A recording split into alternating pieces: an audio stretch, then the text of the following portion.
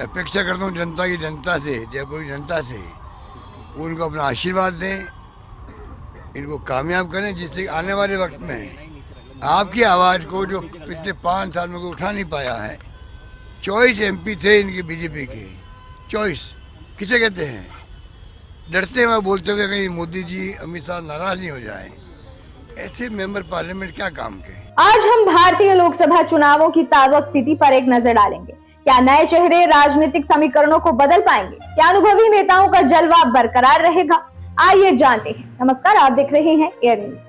कांग्रेस ने अपनी छठी सूची में 5 उम्मीदवारों की घोषणा की, जिसमें कोटा से प्रहलाद गुंजल को मौजूदा लोकसभा अध्यक्ष ओम बिरला के खिलाफ मैदान में उतारा गया और पार्टी को अभी भी कोलार, चिकबल्लारपुर, बल्लारी और चामराजनगर लोकसभा क्षेत्रों के लिए उम्मीदवारों का नाम तय करना है। कांग्रेस ने अजमेर से रामचंद्र चौधरी, राजसमंद से सुदर्शन रावत, भीलवाड़ा से दामोदर गुज्जर और तिरुनेलवेली से सी रॉबर्ट ब्रूस को भी मैदान में उतारा है। प्रहलाद गुंजल ने गुरुवार को जयपुर में पूर्व मुख्यमंत्री अशोक गहलोत और राजस्थान कांग्रेस प्रमुख गोविंद सिंह डोटासरा की उपस्थिति में कांग्रेस की सदस्यता ली।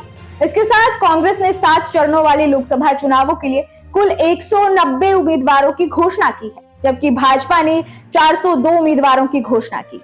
इस चुनावी मौसम में राजनीतिक दलों के बीच उम्मीदवारों का चयन और उनकी घोषणा एक महत्वपूर्ण रणनीति का हिस्सा है।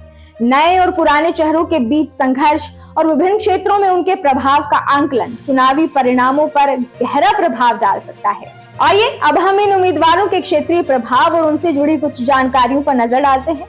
प्रहलाद गुंजल, जो कि कोटा उत्तर से 2 बार विधायक रह चुके हैं, उन्हें उनकी मुखरता और सक्रिय राजनीतिक शैली के लिए जाना जाता है। उनके कांग्रेस में शामिल होने से हड़ौती क्षेत्र में पार्टी को मजबूती मिलने की उम्मीद है। अजमेर से उम्मीदवार रामचंद्र चौधरी का चुनावी क्षेत्र में गहरा प्रभाव है और उनकी जनसंपर्क शैली उन्हें एक मजबूत दावेदार बनाती है। सुदर्शन रावत राजसमंद क्षेत्र में अपनी सामाजिक कार्यों के लिए प्रसिद्ध हैं और उनकी उम्मीदवारी से क्षेत्रीय विकास की नई उम्मीदें जगी हैं। दामोदर गुज्जर भीलवाड़ा क्षेत्र में अपनी व्यापारिक संबंधों और सामाजिक पहुंच के लिए जाने जाते हैं, जिससे उन्हें चुनावी लड़ाई में एक अच्छी स्थिति मिलती है।